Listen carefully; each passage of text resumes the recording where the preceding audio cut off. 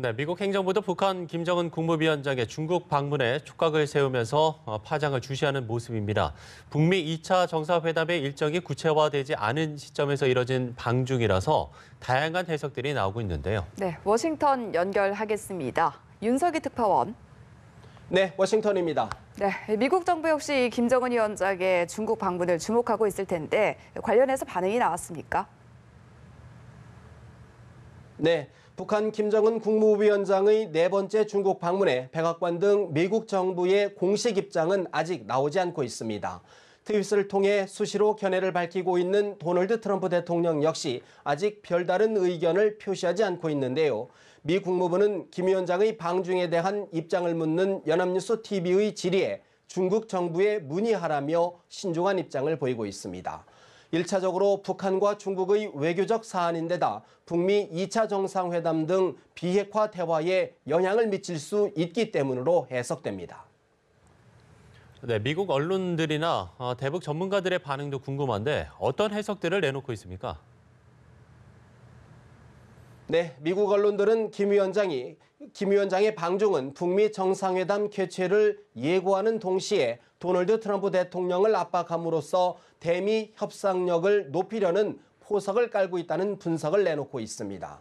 뉴욕타임스는 트럼프 대통령과 또 다른 회담을 준비하는 과정에서 시진핑 주석의 조언을 구하거나 북중 간 동맹을 과시하겠다는 신호일 것이라고 전했습니다.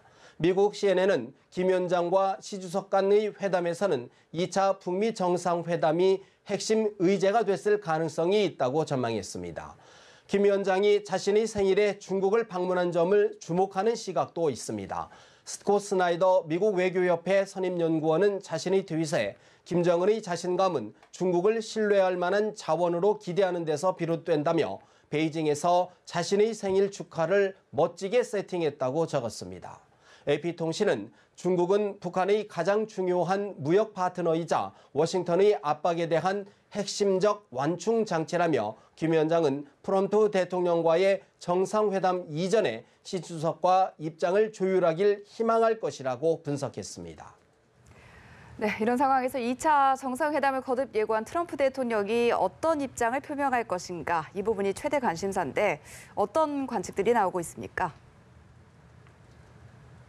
네, 트럼프 대통령은 새해 들어 김 위원장의 친서를 공개하며 김 위원장과 만나길 고대한다고 밝혔고 지난 6일에는 회담 장소를 머지않아 발표할 것이라며 대화 의지를 거듭 표명했는데요.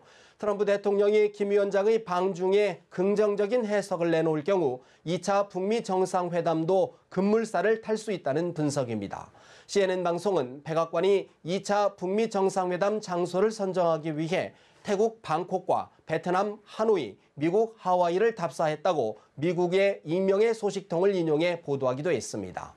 반면 트럼프 대통령이 지난해 김 위원장의 방중 이후 중국에 여러 차례 불만을 표시했던 만큼 북중 간 밀착을 우려하는 목소리를 낼 수 있다는 관측도 나옵니다.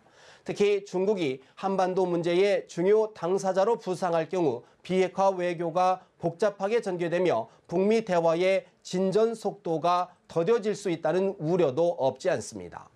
다만 미국과 중국이 지난해 말 무역 전쟁을 휴전하는 데 합의하면서 미중 간 대북 공조도 복원하는 모습을 보이고 있는데요. 이 때문에 중국이 섣불리 북한의 배후에 서서 미국의 대북 압박 정책과 충돌을 빚지는 않을 것이라는 관측도 만만치 않습니다.